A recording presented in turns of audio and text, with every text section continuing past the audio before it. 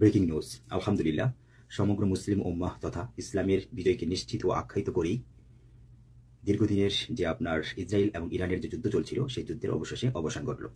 অর্থাৎ ইরানের সর্বোচ্চ শীর্ষ নেতা, যাকে আমি সমগ্র মুসলিম উম্মার অন্যতম অভিভাবক মনে করি এই মুহূর্তে, সেই অভিভাবক অর্থাৎ অত্যন্ত বয়োজ্যেষ্ঠ, প্রবীণ এবং ইসলামের অত্যন্ত সুউচ্চ শিক্ষিত একজন নেতা অর্থাৎ আল ইমাম আয়াতুল্লাহ খামেনি, উনি নিজেই এই ঘোষণা দিয়েছেন, যেটা আমরা বিভিন্ন অনলাইন গণমাধ্যমগুলো থেকে জানতে পারতেছি এবং বিশেষ করে অনলাইন গণমাধ্যমগুলোর মধ্যে অন্যতম যে গণমাধ্যম আল জাজিরা গণমাধ্যম থেকে আমরা সেটা সুনিশ্চিত হই যে উনি এই যুদ্ধবন্ধের ঘোষণা দিয়েছেন। আলহামদুলিল্লাহ, যা অত্যন্ত চমৎকার বিষয়। এই ঘোষণার মধ্য দিয়ে এমন কিছু তথ্য উঠে এসেছে যেটা আসলে সমগ্র মুসলিম উম্মার একজন মুসলিম হয়ে রীতিমতো গর্ববোধ করার মতো। তার মধ্যে অন্যতম দেখেন কি, উনি সুস্পষ্টভাবে কিছু শর্ত জুড়ে দেন উক্ত ঘোষণাতে। অর্থাৎ তিনি যুদ্ধ এই কারণে যুদ্ধ ঘোষণা দিয়েছেন, তার মধ্যে অন্যতম শর্ত হচ্ছে যে আপনার পরবর্তীতে যদি ফিলিস্তিনকে উদ্দেশ্য করে কেউ যদি কোনো হামলা করে, বিশেষ করে ইসরায়েলকে উদ্দেশ্য করে বলেছে, তাহলে তার অস্তিত্ব পৃথিবীতে রাখবে না, একটা নাম নিশানা রাখবে না, ইসরায়েলের অস্তিত্ব এই পৃথিবীর পক্ষে নিশ্চিন্ন করে দিবে, অথবা ফিলিস্তিনের পক্ষ থেকে ফিলিস্তিনের বিপক্ষে যারা অবস্থান নেবে তাদের বিরুদ্ধে যুদ্ধ ঘোষণা করা হবে। এটা একটা শর্ত। তারপরে আরেকটা শর্ত দিয়েছে, যেমন আপনার ইসলামের ব্যাপারে কেউ যখন কটূক্তি করে বা ছোট করে কথা বলে, তাহলে সেই রাষ্ট্রের বিরুদ্ধে সরাসরি যুদ্ধ ঘোষণা করা হবে। এমন কিছু শর্ত দিয়েছেন আলহামদুলিল্লাহ। আর চমৎকার একটা কথা বলেছেন যে আমেরিকার গালে চটাপাঘাত করে আর কি, অর্থাৎ গালে চর বসিয়ে দিয়ে আমরা প্রমাণ করে দিলাম যে ইরানের বিজয় হয়েছে। অর্থাৎ ইরানের বিজয় মানে কি? সমগ্র মুসলিম উম্মার বিজয়, ইসলামের বিজয়। আলহামদুলিল্লাহ, মহান আল্লাহ রাব্বুল আলামিনের কাছে অগণিত প্রার্থনা করি সমগ্র মুসলিম উম্মার পক্ষ থেকে, আল্লাহ যেন ওনাকে দীর্ঘ হায়াত দান করেন এবং ন্যাক হায়াত দান করেন এই মহান নেতা ইমাম আয়াতুল্লাহ খামেনিকে। তো ইতিপূর্বে আমরা কোনো ইসলামিক রাষ্ট্র থেকে বা রাষ্ট্রপ্রধান থেকে এরকম একটা সুসংবাদ, এরকম বলিষ্ঠ কণ্ঠে নেতৃত্বের তেমন কিছু আমরা অবদান পাইনি। যারা মারা গেছে তাদের কথা বাদ দিলাম, যেহেতু ইতিপূর্বে যেটা আমরা হারিয়েছি, প্রয়াত ইরাকের যে প্রেসিডেন্ট সাদ্দাম হোসেন, উনিও মৃত্যুর অন্তিম শ্বাস পর্যন্ত কোনো অপশক্তির কাছে মাথা নত করেনি। এমনকি মৃত্যুর অন্তিম সময় যখন ওনাকে ফাঁসিতে ঝুলানো হয়, তার অন্তিম সময় পর্যন্ত উনি ইমানের প্রতি অটল ছিলেন এবং একাত্মবাদ আল্লাহর প্রতি ওনার অবিচল বিশ্বাস ছিলেন, এবং সেই বিশ্বাস নিয়ে উনি পৃথিবী থেকে মৃত্যুবরণ করেছেন, কিন্তু শাহাদাত বরণ করেছেন, কিন্তু কোনো অপশক্তির কাছে মাথা নত করেননি। তারপর লিবিয়ার যে প্রেসিডেন্ট ছিলেন অর্থাৎ গাদ্দাফি, উনিও ইসলামের একজন অন্যতম সেবক ছিলেন, উনিও মৃত্যুর অন্তিম শ্বাস পর্যন্ত ইসলামের জন্য লড়াই করে গেছেন। তো এই সকল বিরল ব্যক্তিদের নাম আমরা আসলে অত্যন্ত গর্বের সাথে আমাদের নিতে হবে এবং স্মরণ করতে হবে। তার মধ্যে পাকিস্তানের যে ইমরান খান, ওনার মুখ থেকে আমরা এরকম ইসলামের একজন সেবক হিসেবে যে ধরনের বক্তব্য রাখা উচিত সেই ধরনের বক্তব্য বলে শুনি। আলহামদুলিল্লাহ, ওনাকে আল্লাহ নেক হায়াত দান করুন। তো এমন কিছু ব্যক্তি আছে যারা অন্যতম ভূমিকা পালন করেছেন এই ইসলামের সপক্ষে। তার মধ্যে অন্যতম নিঃসন্দেহে এই ইমাম আয়াতুল্লাহ খামেনি, এতে কোনো প্রকার সন্দেহ নেই। এবং ওনার যে শর্তগুলো আলহামদুলিল্লাহ, এবং আমেরিকাকে একেবারে গালে চর বসিয়ে দিয়ে উনি ইসলামের বিজয় নিশ্চিত করেছেন, এরকম কথা যিনি বলতে পারে, এমন একজন নেতার মুখ থেকে এমনই উক্তি আমরা আশা করি যাতে করে আমরা অত্যন্ত গর্বিত হতে পারি। আলহামদুলিল্লাহ, ওনাকে নিয়ে সেই গর্ববোধ করি আমরা।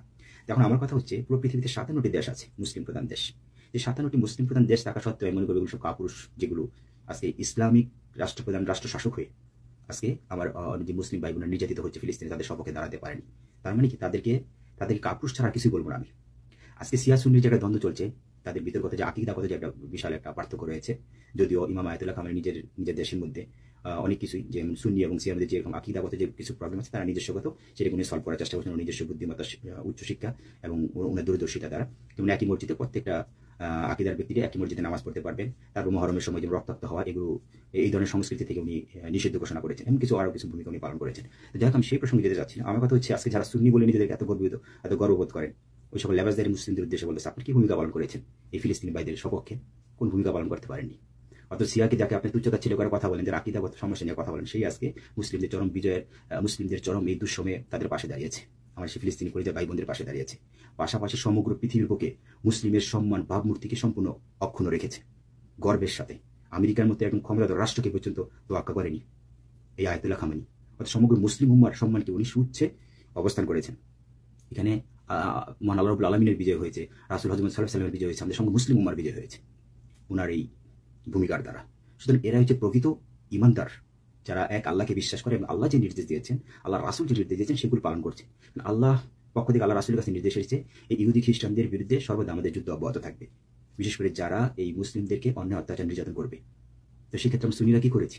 খালি নামে মাত্র আমরা সুন্নি, ঠিক আছে, নিজের লেবাস দেখে একটা মুসলিম হয়েছি নিজেদের স্বার্থ সিদ্ধির জন্য, অথচ বিতর্কগতভাবে আমরা দেখা গেছে যে ইসরায়েলগণ বিরোধীরা তাদের নিজেদের স্বার্থের জন্য তাদের বাঁচাতে দ্বিধাবোধ করতেছি না, অথচ তাদের পাশে দাঁড়াচ্ছে। যেমন তারই এক উদাহরণ উজ্জ্বল দৃষ্টান্ত সৌদি আরব নামে মাত্র মুসলিম শাসকগুলো, অথচ ওরকম কোনো সক্রিয় কোনো ভূমিকা পালন কিন্তু করেনি। আজকে যদি সৌদি আরব ইরানের সাথে একাত্মতা ঘোষণা করতো, তাহলে কতটা স্ট্রংলি হতো এই ইউনিটটা, কল্পনা করা যায় না। তুর্কির প্রেসিডেন্ট সুলতান এরদোগান মৌখিকভাবে কিছু বিবৃতি দিয়ে শেষ, অথচ নিজের স্বার্থের জন্য চুপ হয়ে আমেরিকার বিরুদ্ধে যাচ্ছে না। পাকিস্তান হ্যাঁ এটা সরাসরি অনেক কিছু অবদান রেখেছে, এমনকি তাদের অস্ত্রবাদ গোলাবারুদের সেগুলো সরবরাহ করেছে, যেটা তার প্রত্যক্ষ প্রমাণ হচ্ছে যে ইরানের যে বর্তমান সেনাপ্রধান উনি সেলুট জানিয়েছেন এবং তাদেরকে ধন্যবাদ জানিয়েছেন, সেক্ষেত্রে পাকিস্তানের নামও আসছে, পতাকা আছে পিছনে। এতে বুঝতে পারলাম যে পাকিস্তান এখানে সরাসরি ভূমিকা পালন করতেছে।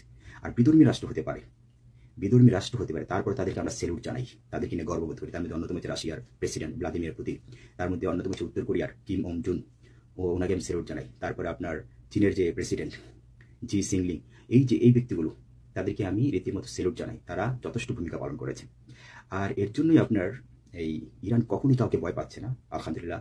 এক আল্লাহর উপর ভরসা, তাদের ইমানি শক্তি শতভাগ রয়েছে। আর দ্বিতীয় কথা হচ্ছে তারা দীর্ঘ 2 যুগ তারা এমনভাবে নিজেদেরকে প্রিপার করেছে, ওরা ভালো করে জানে ইসরায়েলের বিরুদ্ধে হামলা করতে গেলেই ইসরায়েলের বাবা আমেরিকায় সেখানে হাত দিবে, ভালো করে জানতে। সেই আমেরিকাকে তো তখন প্রতিরোধ করতে হবে, সেই প্রতিরোধের জন্য এই দীর্ঘ 2 যুগ ইরান একটা নীরবতা পালন করেছে। যদিও আমরা অনেক সময় অনেক রকম কটূক্তি করেছি, ইরান কেন পদক্ষেপ নিচ্ছে না, এতবার শক্তিশালী দেশ হয়ে তার পার্শ্ববর্তী দেশ পাকিস্তান ফিলিস্তিনকে এতবার অন্য অত্যাচার করতেছে, এগুলো না বুঝে করেছে।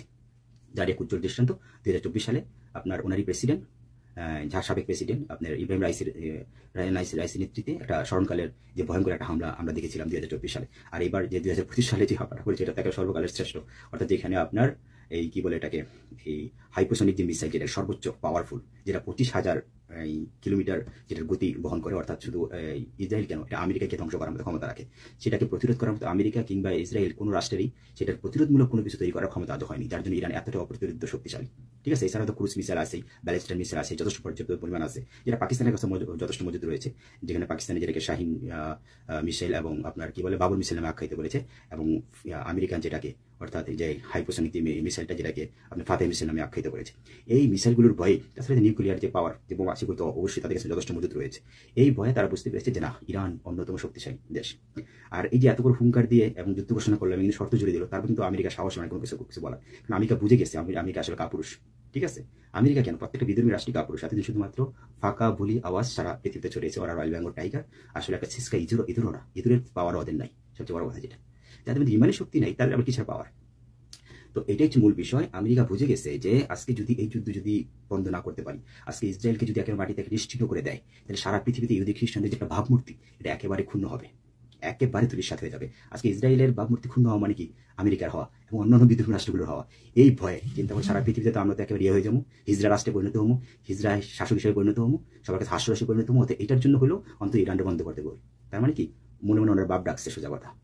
ট্রাম্প বলেন আর ওই যে কি বলেন নেতানিয়াহু বলেন, যাই কিছু বলেন, সবার বাপ ডাকছে ওনাকে, তাড়াতাড়ি যুদ্ধ বাবা বন্ধ করো, তুমি বন্ধ না করলাম বলছি। Iran, please stop. We don't. Betul Maqdis अरब का और अजम का मसला नहीं है, बैतुल मक़दिस हमारे ईमान का मामला है। फलस्तीन से हमारा ताल्लुक ला इलाहा इल्लल्लाह मुहम्मदुर रसूलुल्लाह का ताल्लुक है। बैतुल मक़दिस अरब का और अजम का मसला नहीं है, बैतुल मक़दिस हमारे ईमान का मामला है।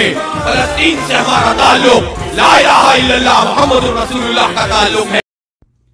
সুতরাং যে সকল যে সিন্নিখোর, যে সকল আপনি সুন্নিরা আছেন, শুধুমাত্র লেবাসদারি মুসলিম হিসেবে নিজেদেরকে প্রতিষ্ঠিত করার চেষ্টা করেন এবং নিজেদেরকে জান্নাতি বলে সার্টিফিকেট দিয়ে থাকেন, ওই সকল ব্যক্তিদের উদ্দেশ্যে বলবো, প্রকৃতপক্ষে মহান আল্লাহ রাব্বুল আলামিন কি আমাদেরকে নির্দেশ দিয়েছেন, আল্লাহ রাসূল আমাদেরকে কি নির্দেশ দিয়েছেন, এগুলো অক্ষরে অক্ষরে পালন করার চেষ্টা করেন। তারপর নিজেকে একজন প্রকৃত মুসলিম বলে দাবি করেন। ওই সকল কাপুরুষ রাষ্ট্রগুলোকে উদ্দেশ্যে হলো বলতেছি, যারা 57টি মুসলিম প্রধান দেশ হওয়া সত্ত্বেও একা একটা দেশ এরকম শক্তিশালী দেশগুলোর সাথে, বিধর্মী দেশগুলোর সাথে লড়াই করে গেছে, অথচ কাপুরুষগুলো সব ঘরে বসে আসছিল, মানে অপেক্ষায় ছিল কোন দিনকা ইরান ধ্বংস হয়ে যাবে, তাদের সাথে যুদ্ধে পরাজিত হবে, তখন মনে মনে ভাববে আমরা ভালোই করেছি যুদ্ধে যাই নাকি, তাহলে ইরানের মধ্যে আমাদের অবস্থা হতো। ওই কাপুরুষগুলোকে উদ্দেশ্য করে মেসেজ দিতে যাচ্ছে এটাই, যে এই হচ্ছে প্রকৃত বীর, এই হচ্ছে প্রকৃত ইসলামের সেবক, এই হচ্ছে প্রকৃত ইসলামী মুসলিম ভাই বোনদের আত্মার ভাই নেতা, যিনি সেটা উপলব্ধি করেছেন, আল্লাহর নির্দেশকে মান্য করেছেন, আল্লাহর রাসূলের নির্দেশকে মান্য করেছেন, উনি হচ্ছেন প্রকৃত নেতা। ঠিক আছে, ওই লেবাসদারি সুন্নি বলে নিজের জপতে থাকবেন তসবিতে, কিন্তু কোনো লাভ হবে না। প্রকৃতপক্ষে আমাদের যেটা দায়িত্ব সেটা পালন করতে হবে, তখন নিজেকে একজন খাঁটি মুসলিম হিসাবে আমাদেরকে জাহির করতে হবে। এই আকিকাগত এই ফ্যাসাদ তুলে ধরে, ঠিক আছে, একটা ব্যক্তিকে দূরে ঠেলে দিতে হবে, না বুঝে নিজেদেরকেই সবচেয়ে বেশি মানে প্রতিষ্ঠিত এবং প্রসিদ্ধ ধর্ম হিসাবে প্রমাণ করতে চাইবেন, এগুলো থেকে বেরিয়ে আসতে হবে। প্রকৃত সুন্নি হতে হলে আপনাকে আল্লাহ রাসূলের নির্দেশ মানতে হবে, প্রকৃত সুন্নি হতে হলে আপনাকে আল্লাহ রাসূলের নির্দেশ মানতে হবে। তাহলে আপনি একজন প্রকৃত একজন সুন্নি হিসাবে নিজেকে প্রতিষ্ঠিত বা নিজেকে ভাবতে পারেন, সোজা কথা প্রকৃত একজন খাঁটি ইমামদার ভাবতে পারেন। এছাড়া আপনি কখনো ইমানদার মুসলিম হতে পারেন না, লেবাসদারি মুসলিম ছাড়া, যেটা আমি মনে করি। তো আলহামদুলিল্লাহ, ওনার প্রতি আমি অত্যন্ত প্লিজড। সমগ্র মুসলিম উম্মার পক্ষ থেকে আমি দোয়া করবো ওনাকে আল্লাহ যেন নেক হায়াত দান করেন। আজকে আমেরিকার মতো একজন রাষ্ট্রপ্রধানকে, ক্ষমতাধর রাষ্ট্রকে যেভাবে হুঙ্কার দিতে পারে এবং হুঙ্কার দিয়ে যুদ্ধ বন্ধ করতে পারে, এরকম আজ পর্যন্ত আমি কোনো রাষ্ট্রপ্রধানকে দেখি নাই। উনি অত্যন্ত বিরল। আমি তো আগে বলেছি, উনি এমন কিছু শক্তি উনি সঞ্চয় করে রেখেছেন, পৃথিবীর কাউকে তো আক্কা করেন না। আর ওনার আলহামদুলিল্লাহ ওনার দেশটা এত সুন্দরভাবে বেষ্টিত আছে সারা পাহাড় দ্বারা, সুউচ্চ পাহাড় দ্বারা, যে ওইখানে প্রবেশ করার কারো ক্ষমতা নাই। ঠিক আছে, যার জন্য ইরান নিজেকে অপ্রতিরোধ্য ক্ষমতাধর হিসাবে নিজেকে মনে করে। আমি মনে করি বর্তমান বিশ্বের সবচেয়ে ক্ষমতাধর রাষ্ট্র যদি কোথায়, তাহলে ইরান। যে আমেরিকাকে তো আক্কা করতেছে না, ইসরায়েলকে তো গণাই ধরেন। আমি তো আগেই বলেছি, ইসরায়েল ওর মূল টার্গেট না, ওর মূল টার্গেট হচ্ছে ইসরায়েলের বাবা, অর্থাৎ আমেরিকা হচ্ছে মূল টার্গেট। এদের একটি শিশু বাচ্চা মনে করে যখন তেমন দুলিশাত করে দিতে পারে, মাটির নিচে নিশ্চিহ্ন করে দিতে পারে। ওনার কাছে যে মিসাইলগুলো বা যেই পারমাণবিক বোমাগুলো আবার যেগুলো মজুত রয়েছে, ইসরায়েলকে ধ্বংস করার জন্য যথেষ্ট। ওর টার্গেট হচ্ছে আমেরিকা, যেটা সারা ওয়ার্ল্ডে নিজেকে রয়্যাল বেঙ্গল টাইগার মনে করে। ওইটাকে সোজা কথা মানে একেবারে ওটাকে ধূলিসাৎ করে দিবে। এটার যে অহংকার, দাম্ভিকতা, এটা হচ্ছে ওর মূল টার্গেট। তো সেটাই ইমাম আয়াতুল্লাহ খামেনি সেটা করতে সক্ষম হয়েছে, শতভাগ সক্ষম হয়েছে। এই জন্য আমরা অত্যন্ত গর্বিত। যুদ্ধ বন্ধ হয়েছে, কোনো সমস্যা নেই। যুদ্ধ বন্ধ হওয়াটা অবশ্যই নিশ্চয়ই এটা শান্তির বার্তা। ঠিক আছে, সেক্ষেত্রে আমার ফিলিস্তিনি মুসলিম ভাই বোনেরা নিরাপদ থাকলো, তারা ক্ষতিগ্রস্ত হলো না। এখন আমরা সর্বোপরি এটাই চাই, এই যুদ্ধ বন্ধের ঘোষণার মধ্য দিয়ে ফিলিস্তিন তার নিজস্ব অধিকার ফিরে পাক। ইসরায়েলিদের যদি সেখানে কিছু ভূখণ্ড যদি কিছু সামান্য অংশ থাকে, যেখানে থাকবে, না থাকলে এগুলো দেউলিয়া হয়ে যাক, ওগুলো আমার দেখার বিষয় না। কিন্তু ফিলিস্তিনের স্বাধীনতা নিশ্চিত হতে হবে এবং সেই ঘোষণা দিয়েই, সেই শর্ত জুড়ে দিয়েই এই যুদ্ধ ঘোষণা বন্ধ করেছেন আলহামদুলিল্লাহ, যেটা আমরা বিভিন্ন সংবাদ গণমাধ্যমগুলো জানতে পারি এবং আপনার আল জাজিরার মাধ্যমে জানতে পারি। এবং উনি মূল্যবান কিছু কথা বলে যা অত্যন্ত চমৎকার। উনি বলেছেন, আমার এই দেহ, এটা কোনো মূল্য নেই, প্লাস